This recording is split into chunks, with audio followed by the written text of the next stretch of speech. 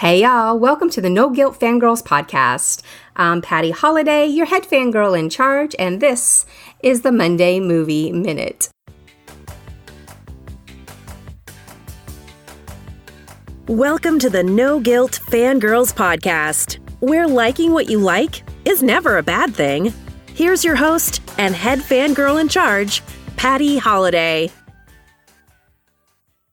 Every Monday, we're going to talk about the movies that we saw over the weekends, the one that just came out, the box office, kind of whatever we want to talk about on Mondays. This is our time, as long as it pertains to movies. This week, we've got a happy Toy Story to talk about and an evil Toy Story to talk about. Plus, Cinderella is coming out on Blu-ray, and I have had a special experience with that to tell you about. And Ma is still out there in the movie theaters. I went last night to see Ma. There's also some big Avengers 4 news.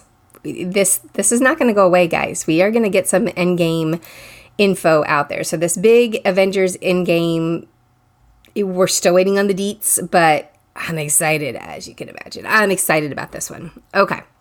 So first we're going to start, as always, with what happened at the box office and talk about the numbers, because I think the numbers are interesting, especially this week. Toy Story 4, $118 million. Now, I predicted last week that it was going to break all kinds of records and that we were going to have this huge box office from Toy Story 4. It's big, don't get me wrong, I wasn't totally off. It's big, but it's not what Disney expected to see. They were actually predicting much higher numbers. I want to say that I saw in the 140 million range, and they didn't even hit 120. Why? It definitely was not because of competition, because everything else really was low. Child's Play was at just over 14 million, and it came out. Aladdin, people did surge back to see that a little bit more. That was at 12 million.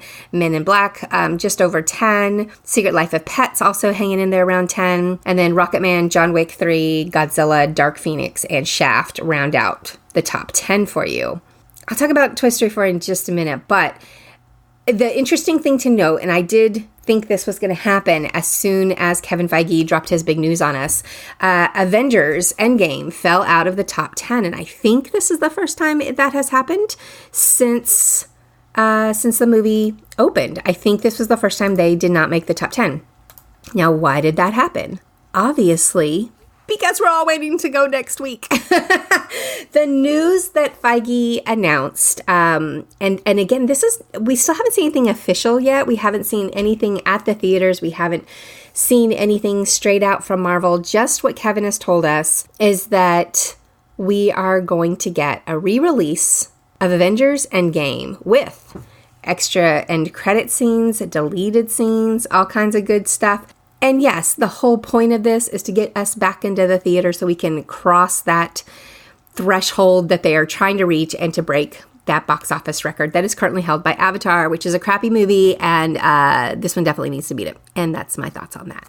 Okay, so that's been announced. And in addition to that, I find the timing of it interesting. And here's my thoughts also, just based on, I have not seen Spider-Man Far From Home yet, but based on the reactions and some of the information that I have seen out online about it, it sounds like Spider-Man happens almost immediately after Endgame, after the experience of Endgame. And I'm guessing that Marvel wants us to go see Avengers before we see Spider-Man for a reason. Not just the box office, even though that's probably number one reason. That's probably number 1 through 45 million reasons. I definitely think they want us to break that record, but be worth it as a fan to go get one more showing in, kind of to refresh yourself of the events before we see that. That's all I know. I don't know any spoilers. I want to give them to you guys, even if I did know spoilers. That's the truth. However, that's what I'm guessing. And from what I know with Marvel, that doesn't sound like that's really out of the norm for them to come up with something along those lines. So I don't know. I don't know about you, but I know me. And if this is true, if they really are re-releasing Avengers Endgame with additional stuff, I'm going to go see it this weekend. Honestly, I'll probably go see it this weekend anyway, just to get that refresher in before I see before I see Spider-Man next week. I've got Star Wars on my brain for a whole nother reason. before we go see Spider-Man, I'm going to see Avengers Endgame one more time. And if they're going to give me a little bit of extra stuff to go see it, I'm down with that. I'm completely on board with that. So I think that's why Avengers did not show up in the top 10, particularly this week, because, I mean, it's definitely a better movie than Shaft. And if I was going to see something over again, I would go see Avengers over Shaft. But I liked Shaft. But anyway, back to where we need to focus on today. All right, so I'm going to talk about Cinderella really quickly because I had a kind of a cool experience that I know not everyone's going to have, but it just kind of stuck with me, and so I wanted to speak on it today. Cinderella was just inducted into the National Film Registry, and they had a whole big ceremony. They had this whole big experience. I was invited by Disney to come to the Library of Congress and experience the hoopla. We got invited to the Cinderella Ball. That's what they called it.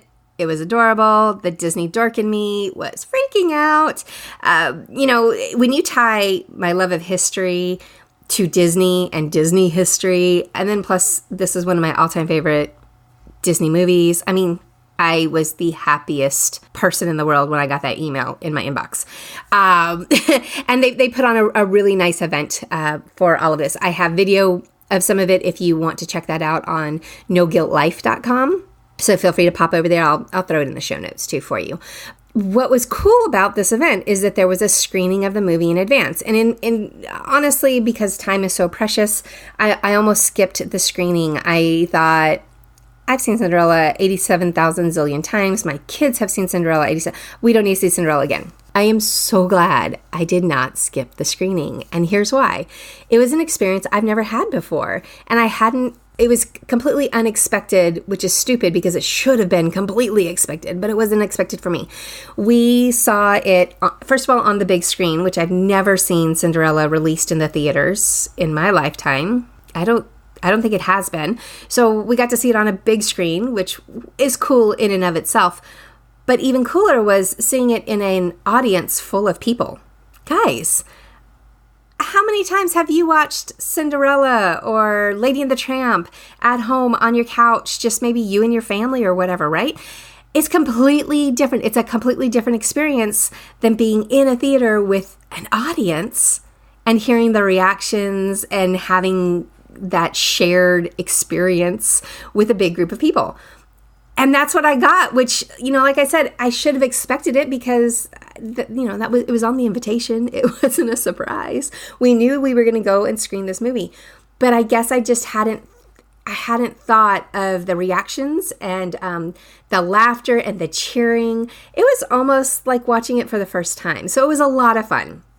All right, all of this to let you know that Cinderella is out on Blu-ray on the 26th of June. I think you can get digital download if you go to Amazon or something now, but it is going to be actually out on Blu-ray if that's your thing. Go order it because it's beautiful. Your kids will love it. I think they've got some bonus scenes, of course, because that's what they do to get you to buy the Blu-ray. But I can tell you, it looked stunning. It looked beautiful. So I was super excited to see it. All right, so more Disney. We're going to start off with a little deeper dive on Toy Story 4. I know I touched on it last week, but this one has finally hit the theaters. And it did well by box office numbers. I mean, there's nothing to be embarrassed about with 118 million, right? But it did not do as well as Disney Pixar hoped.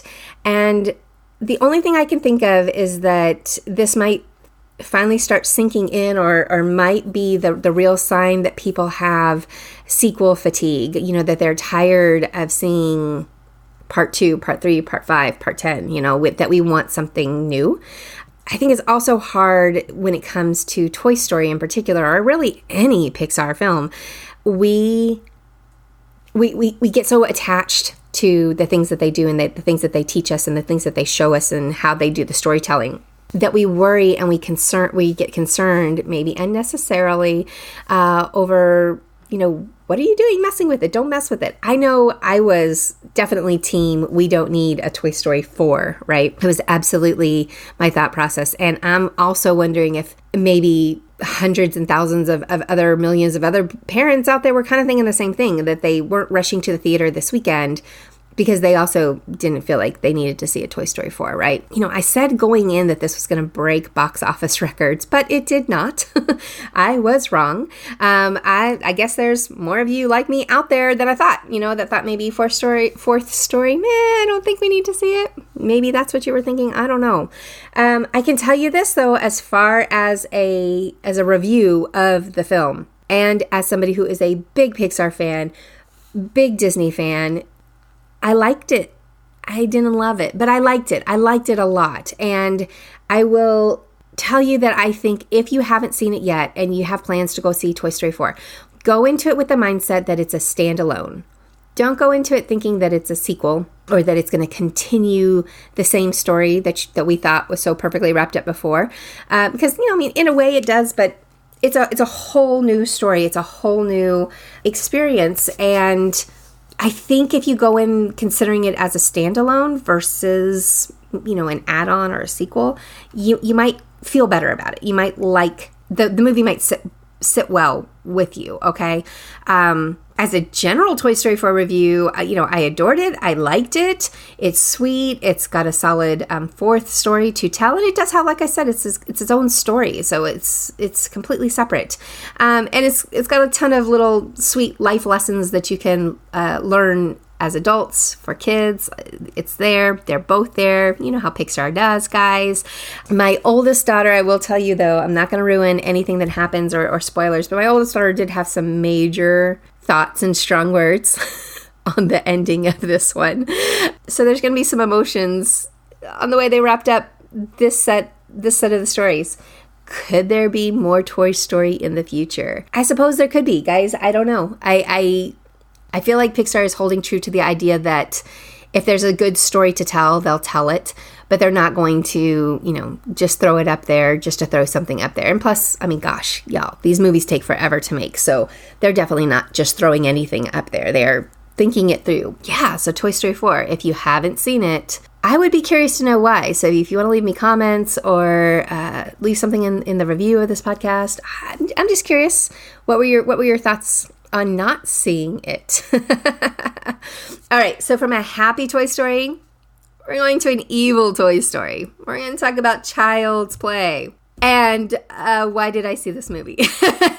That's a really good question. I will also tell you the reason that I ultimately went in to see this movie was because of the movie posters. Did you guys see these? They did a riff on Toy Story. They knew Toy Story was coming out the same dates. They probably planned it that way because I don't think anybody accidentally does anything these days when it comes to these movies.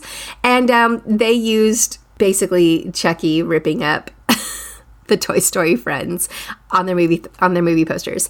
And so of course the Disney person in me, I laughed and I appreciated the cleverness to the marketing. So they got me in the theater. I was also a huge scary movie / horror / slasher film fan as a kid.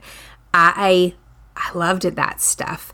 And I loved it because we actually had a neighborhood friend who is a teenager who was learning how to create the goo and the gore, and to that was his thing. That was his fandom as a very young kid. Which, questions. But that was his thing, is he wanted to make movies. I have no idea if he ended up doing this or not. But that was part of the interest to me, was to see. He would explain how, he created blood and, mixing stuff together and whatever. Just fascinating. And so it fascinated me as a child. So I did watch these movies as a kid. To my parents' credit, they didn't know. Or maybe that's a bad thing to say about my parents. But point being, I had a friend who had cable and we didn't. And so I would go to my friend's house and I'd watch all these movies on cable over at her house. So it wasn't like my parents were encouraging this by any way, shape, or form. But I did see Child's Play, the original Child's Play, in the movie theater when I was a kid. In fact, it was one of my first dates that I went on. And I remember laughing at the absurdity of it all. And, I don't remember being so much scared as just eye rolling and that sort of thing. So when I saw that they were rebooting this and that they were redoing Child's Play, I was mildly, for nostalgic reasons, I was mildly interested. Plus, then they threw up those posters that were riffing off of Toy Story, and that I had to go see this one. So I went and saw it. Now, I got to tell you this. If you were some huge fan of the original Child's Play, this one is different. The story is different. And if you were really into that whole voodoo possession kind of thing that was the storyline of the first one, the doll is possessed, literally possessed. If you were into all of that, you're not going to get it in this movie. This one has definitely a much more 2019 twist on things, and it focuses on how technology is the evil that we're dealing with. I don't know, guys. That's what the focus is on that. Now, if that doesn't frighten you, then I don't know. I don't know what is scary in 2019. But it was one of those things that I was like, okay, maybe I don't need Alexa. Maybe I don't need that ring on my front door. Maybe we need to rethink some of these technologies that we're using, because that's kind of the whole focus of this movie, of what happens with Chucky. Okay, I don't want to say it was a good movie, but it was definitely better than the original, and it was better than I thought. Mark Hamill does a fantastic job with the voice of Chucky. If you are a fan of his voiceover work, he's been doing this for years now. He's not just Luke Skywalker. He's been doing this for years now, and he was really, really, really good in this one. I also thought the other actors did a great job, which is, it's hard to say that when you're talking about these, slasher films, because this turns out to be, kind of a slasher film, right? There's lots of gore, lots of creative ways to kill people, and but that's what you expect going in. I mean, it's nothing that should surprise anybody by Child's Play, right? In the end, I'd say this was kind of like 50% slasher gore kind of scares and 50% psychological scares, with the whole idea of the technology factoring in. So it was absolutely an updated version. Overall, it's a short enough movie that I felt like it didn't overstay its welcome. I liked it more than I expected, and I don't know, it wasn't that bad, guys. I also discovered that I really don't have the slasher film gene in me anymore. That has absolutely been covered and smothered by pixie dust and magic. So while I liked it enough, I can't say it was amazing. I can't say I will ever watch it again, that sort of thing. From a parent movie review, I also have to confess, I took my oldest son with me. He's 16 and a half. Every time I would turn and look at him like, what'd you think about that? It was the moments that were the psychological moments that he was going, whoa, more so than the scare stuff. So, I think he's a lot like me, how I was as a kid, where the scary stuff, I was logical enough to know this is not real. But when they show me something on screen that could be real, that's what scared me. That's what, and what happens with this doll and taking over technology, I don't know, could be real. There was enough in there that that's what we both were kind of freaked out over. In the end, do kids need to see this? Do teens need to see this? No, I can't even think of all that much of a redeeming factor or quality in this movie that I can even say, oh, it has a good lesson to learn that you can talk about with your kids over. The only lesson you can learn is maybe don't put so much trust in technology. But guys, if we have not learned that from The Terminator, which came out in 1984, then I don't know what's wrong with us. So, just saying, can't say that this is something that even your most hardcore teen really needed to see. I just didn't want to see it by myself, and that's why I dragged my son along with me. And he was a good sport. All right, so last night I saw Ma. Finally. So this one has been hanging in there on the top 10 box office since it opened. Now, the idea behind this movie is that it's a new girl. She moves to town. Turns out it's the same town that her mom grew up in. So there's, some intersection of history, meeting the present, and the teens turn out to be the children of kids that the mom once hung out with, that sort of thing. The daughter in this movie is played by Diana Silvers, and she was also in Booksmart earlier this summer, if you haven't seen that one.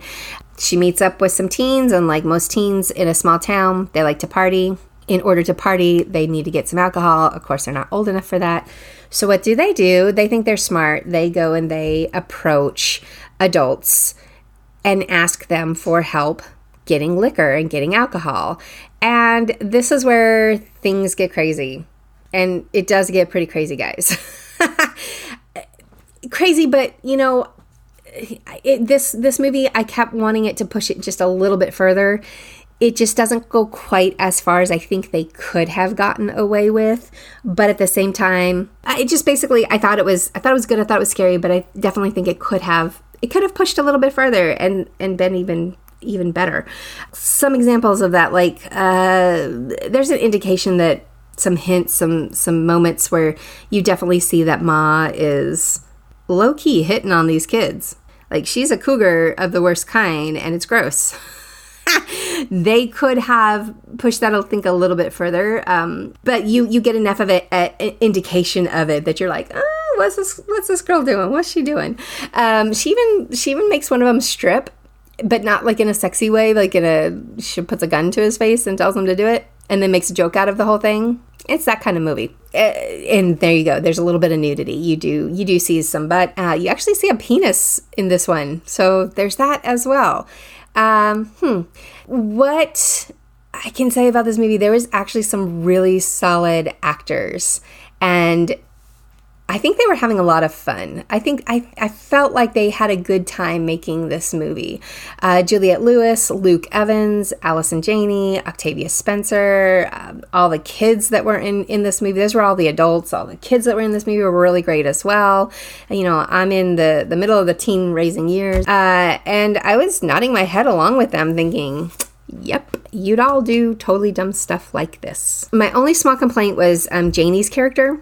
She's amazing. She's incredible. And I just felt like she was kind of wasted here. I thought there was the way she acts and the way she carries on. She's pretty witchy to Ma, like, through the whole movie. And I thought there would be a payoff to that. Like, she'd end up getting in trouble in the end for the way she was acting. And I didn't see it. Now, I did go to the bathroom like twice. So maybe I missed something, but I don't think I did. I just think that was kind of like a missed moment. Like, they could have done something as a payoff there. Anywho, I mostly like this one.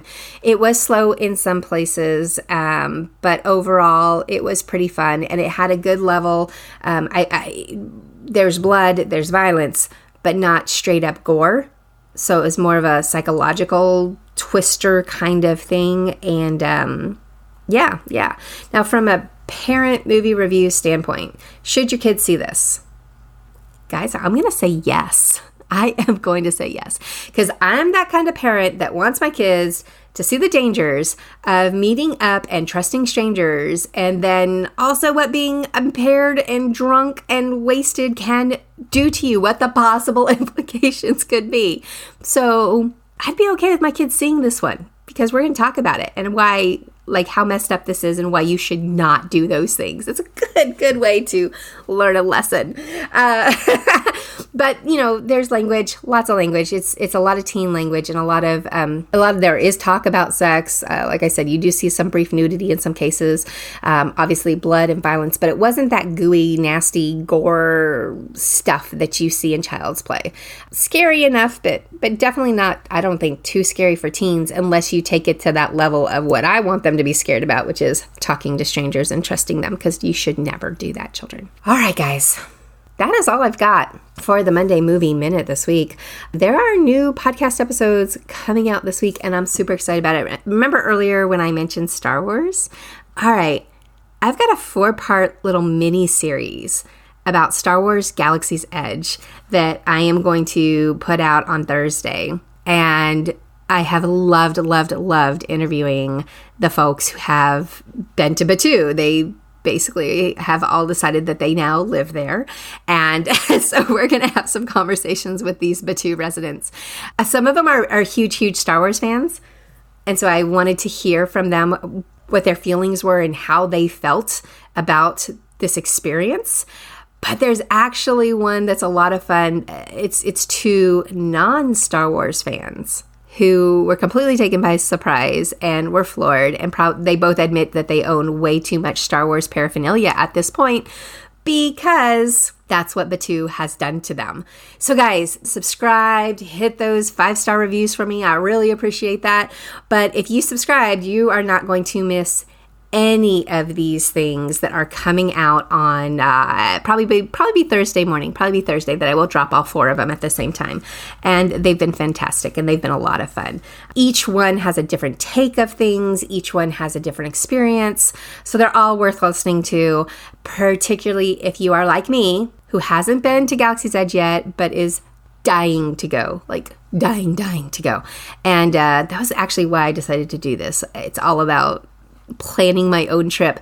I wanted to get a little bit more hype and a little bit more excitement going. And that's why I decided to put this kind of together from a fan perspective. To be clear, this is not a how-to Galaxy's Edge. This is going to be a OMG, I'm a huge fangirl, and this is what I experienced at Galaxy's Edge. And so if you want to hear about the feels, these are the episodes you guys are going to not want to miss. Okay. So anyway, that's on Thursday. That is it. We are going to go ahead and wrap everything up. Don't forget to throw those 5-star reviews down. Don't forget to tell your friends and have them come fangirl with us. We're coming to you at least twice a week. I have thoughts of maybe even doing it more. I don't know yet. I'm still trying to feel this whole thing out. We're pretty new around here, but I hope you're enjoying it and really appreciate you listening in. All right, guys. Thanks for fangirling with me on the No Guilt Fangirls podcast.